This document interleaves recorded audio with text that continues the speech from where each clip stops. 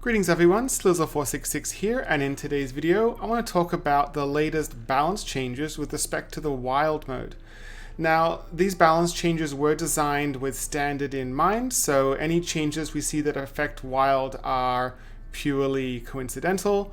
Blizzard has stated that they're taking more of a hands-off approach to nerfing cards for the wild mode, and they're only going to really nerf things if specific decks get out of control. For example, the Tiller OTK that we saw for the Dark Moon Races mini set. The first card we're looking at is Deck of Lunacy.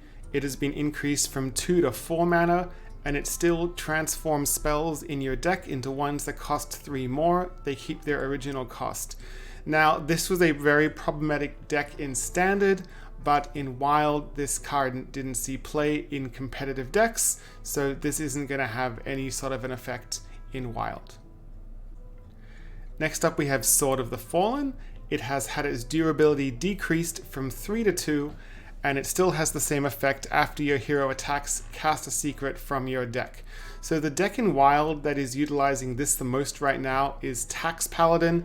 This is a Paladin deck that evolves around playing Nerebar Weblord, Far Watch Post, and pulling them out early with Call to Arms. It also runs typically 3 secrets. You'll see Repentance, Oh My Yogg, and Never Surrender.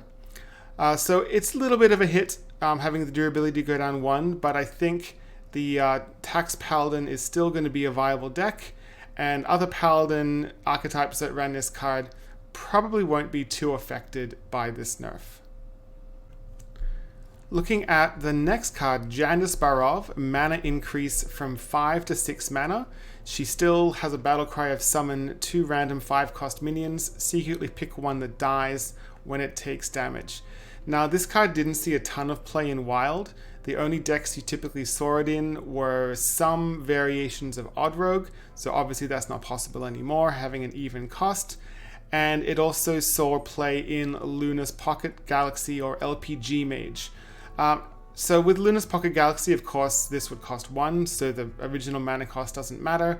But it sometimes was nice to just play a Jandice on 5 or even go Brand Jandice on 8.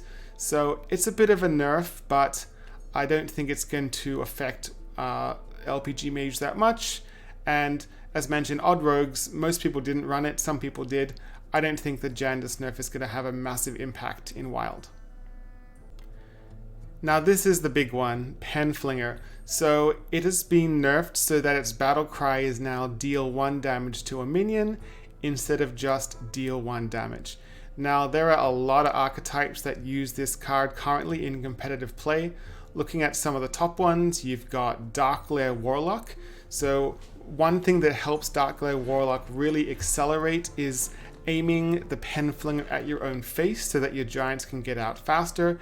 It also gives you extra mana off your Darkglare. So having that removal from the archetype is a pretty big blow to Darkglare. The other archetype that's one of the most strong in Wild is Reno Priest. So with Reno Priest, you'd use Penflinger with your Shadow Reaper Anduin hero power. You could also use it with your Spawn of Shadows. So essentially, playing a Penflinger would do 7 damage to your opponent's face. Now, having to target a minion now means that your opponent has to have a board to aim things at, or you have things on your board. Now, if you do continue to run this, then sure, you could aim it at your Spawn of Shadows, and that'd still be at least 3 procs with your Spawn of Shadows effect of 4 damage to both players. But personally, I find it's going to be a little clunky. And I wouldn't be surprised if Penflinger gets removed from Reno Priest altogether. But I think it's such a unique card that it'll really have to be tested to see if it's worth running or not. And it might even prop up some new variation of Reno Priest that we've seen in the past, or a new one that we haven't seen before. Next up we have Far Watch Post. So it has been nerfed from a 2 mana 2/4 to a 2 mana 2/3.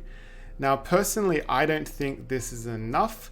One of the things that make this card so powerful is in your Tax Paladin, you can pull it off Call to Arms. which is pretty frustrating for your opponent. Now, having its health dropped from 4 to 3 means it can be removed by things like Penance or Drain Soul in Warlock, just to give a couple examples.